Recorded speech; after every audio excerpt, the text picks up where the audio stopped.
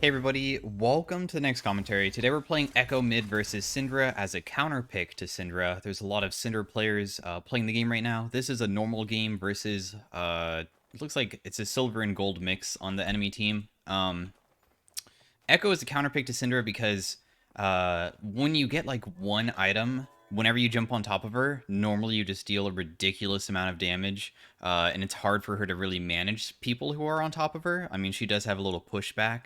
And then also, you have your ultimate, which if she ulties you and you ultimate, her ultimate basically fizzles and it gets rid of it. So there's two things there. It's kind of similar to Fizz, but it's a pretty good counter pick into her just because she doesn't very easily punish anymore, and your scaling is still pretty damn good.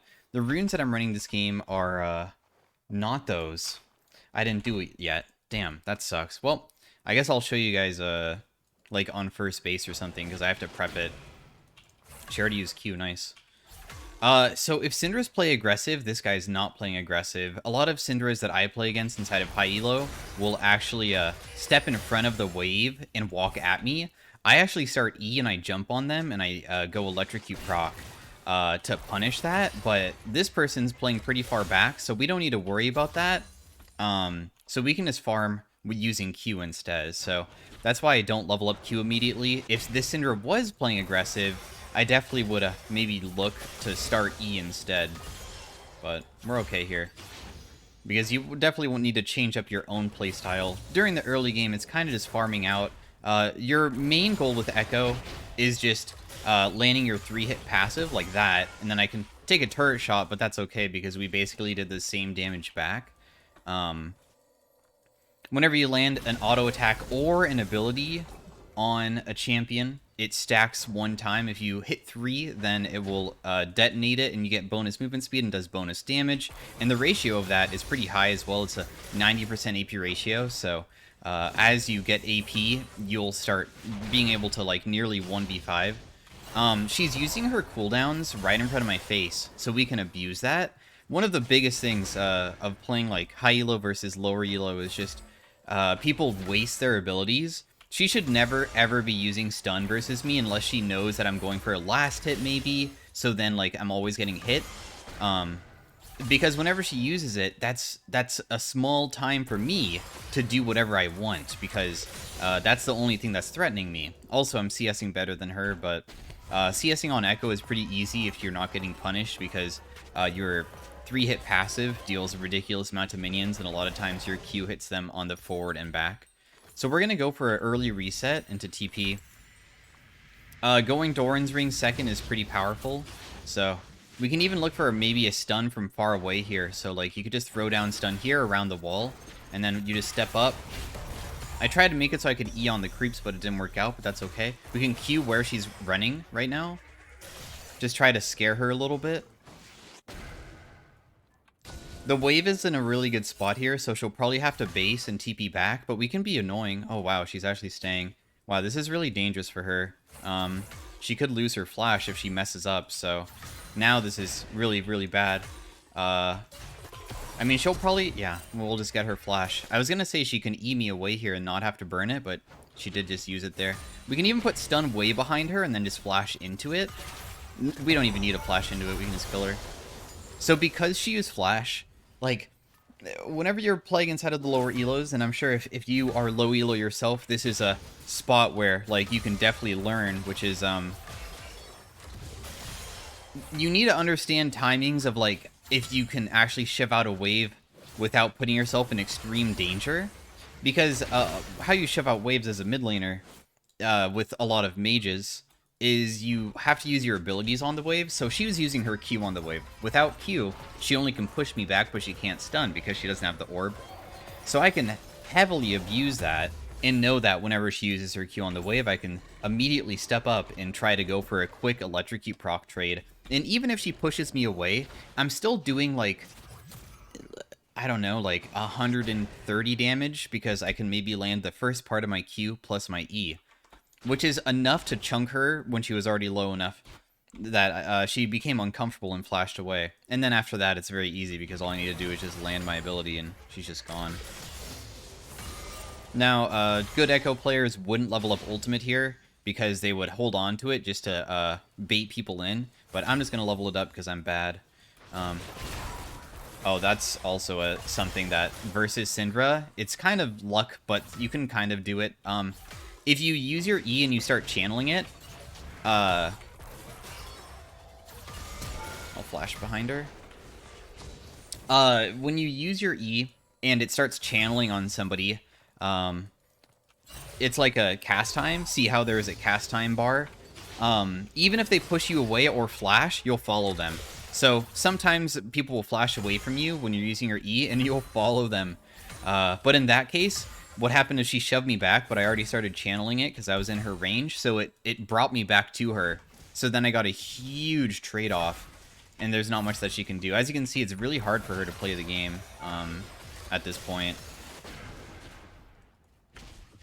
I'm pretty low, but I don't think it really matters. She might ulti me, but that's alright, because we have our own ultimate. Remember how I explained earlier about... I don't care if I died. Nice. We'll take it. It's about sending a message, right? We landed our ultimate. I went underneath tower. What your W does is, besides a stun, it gives you a passive that below 30% HP, every single auto attack makes it so you deal...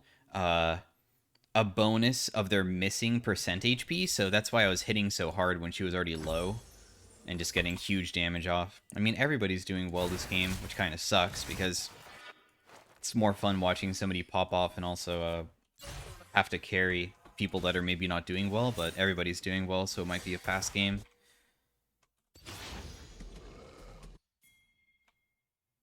So now that my ultimate is down, this is like the dangerous part of the game, kind of. I mean, her ultimate is also down. Your stun, once again, I can just use it like from super far away, just to see if she used stun here, so we can go onto the minion instead of her, just to gap close, and then we can just hit her with a few abilities here.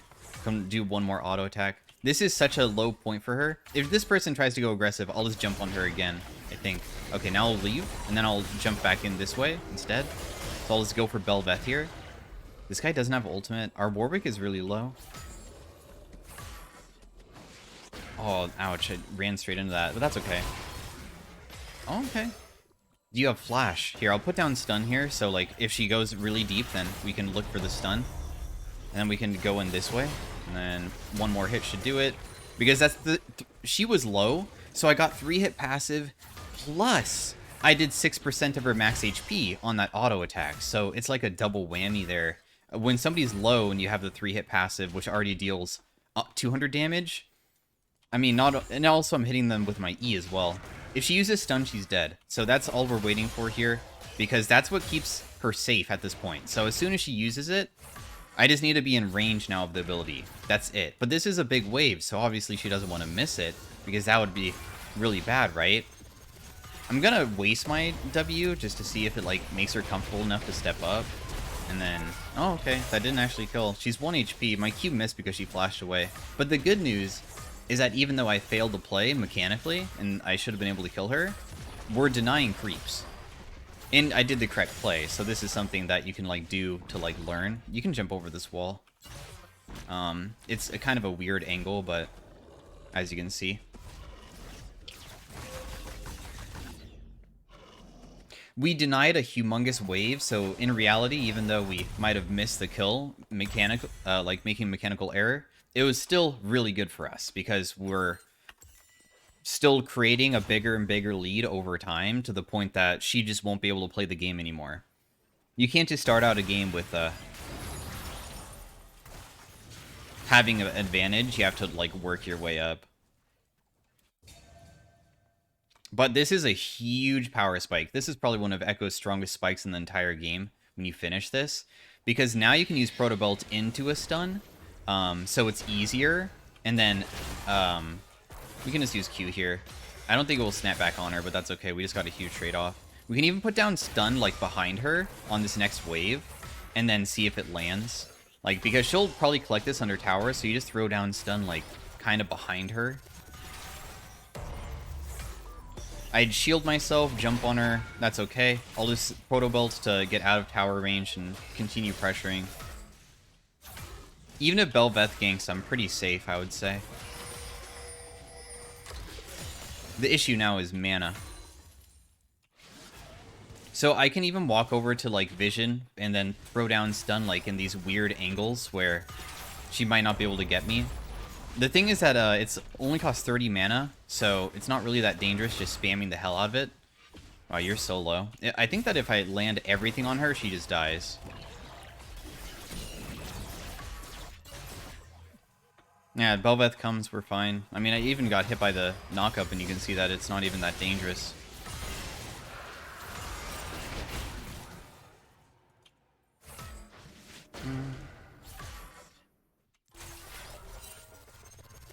I don't really have enough mana to go for an all-in, probably. Oh, is Warwick dying? He had to ulti out. That's okay. I'm looking at my mana cost to make sure I have enough for my ultimate, because I don't want to just make it so I can't play the game. I don't know if this is warded. If it's not, then... Oh, she might have seen me.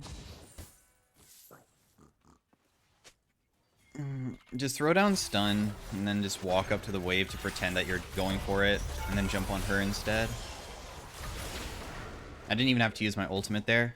So, like, with my stun, I'm using it in a way where I just hope that she might walk into it. And then to, like, make my chances better, pretend that it's not going off. Because they don't see it at the beginning, they only see it when it's actually in the air. So, what I did was I walked towards the wave to make herself feel safe. It's like, oh, okay, he's only going for the wave, he's not going for me, right? If I landed that Q, I was so tempted to use my ultimate. I'm level 11. It does 650 damage. So 650 plus this is like 900. So I would have almost one-shot the Belveth. Unless she, of course, reaction speeds the E. But I just am thinking that she won't. Now, Nashor's Tooth normally is the most consistent buy on EKKO. But I'm not going to go for that. I'll just go for a Lichbane. It's more fun. So we can just throw down stun behind her, I guess. Oh, I messed that up, but that's okay, because I'm EKKO. As you can see, I deal too much damage. She can't even play the game anymore. There's literally no way to play. Because of all these small advantages that we worked our way up, so now it's not possible to play, and we can just continue the snowball. To be honest, I'm shocked about my damage. I think that one of my biggest downfalls as a player, even inside of like Challenger Elo, is that sometimes being this fed inside a Challenger, I still won't play this aggressive.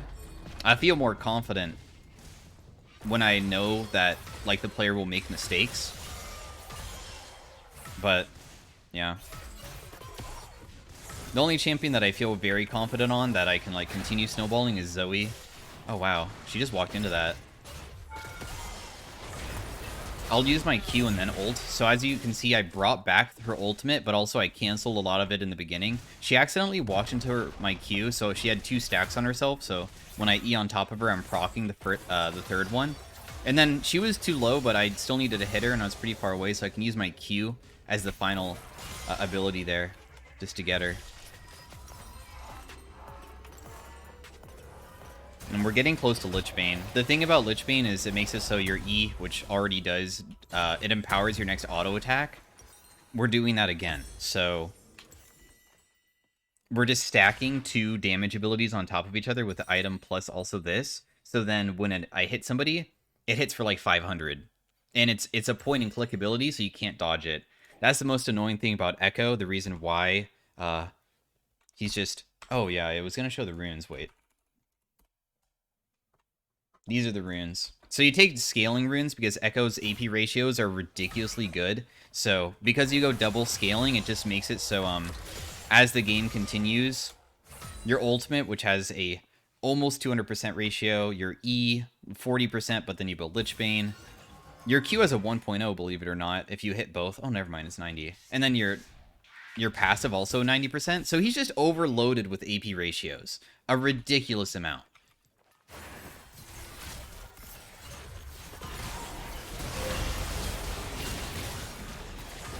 Let's ulti here.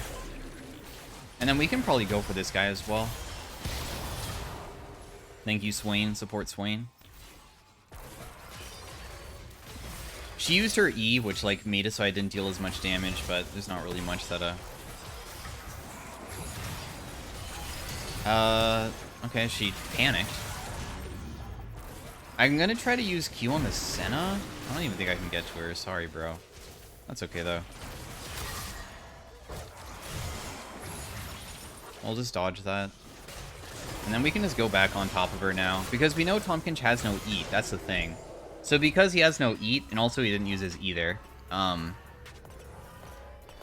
he can't save her. And also we saw her burn flash. So a bit of an overcommit from the Senna. And that's also something that a lot of low elo players won't realize is when they win to call it quits and just say like, all right, let's just wait for another play, because in reality the fight was over nothing, which is a lot of, once again, a low elo mistake. What was the fight over, right?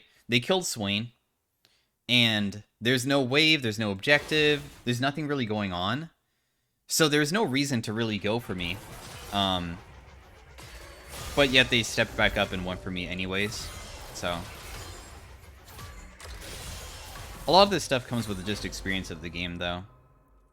Like, if you don't play enough, unfortunately, getting to a high level is just already so difficult. Wow, this is going to blast cone me, like, super far. Oh, wait. Yeah. So we'll just 3-hit, right? 3-hit passive. Lich Bane does 251.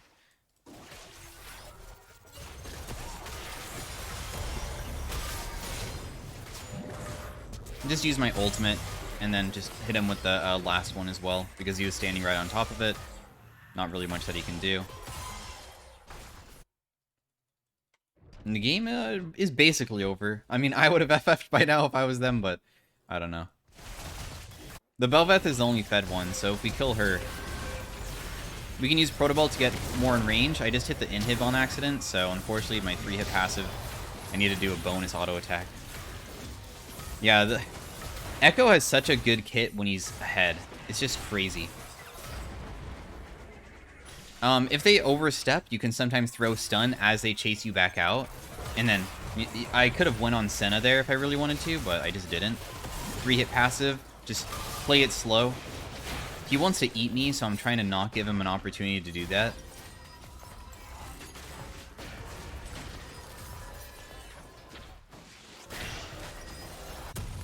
We have our, this item is not very good. I don't think it's necessarily good. You should go Death Cap next, just for more AP. And yeah, so, EKKO versus Syndra, extremely good matchup. Yeah, I know that, like, obviously you could say that you could probably beat a certain player if you're better than them with any champion, but specifically, I've picked EKKO into Syndra because of the things that he can do, and it's just to make the other player more uncomfortable. So this is what you can do inside of your games. I don't think I did anything mechanically insane. Just, even I traded underneath tower and gave her an early kill, like after I got 2, so. Anyways, hopefully you guys enjoyed the commentary of like an educational low elo game of what you can do to counterpick your opponent with EKKO versus Syndra, because Syndra is very popular right now, like everybody's playing her. So thanks for watching, guys. Hopefully you guys enjoyed it. If you guys did enjoy it, drop a like in the video, and I will see you guys in the next video. Bye.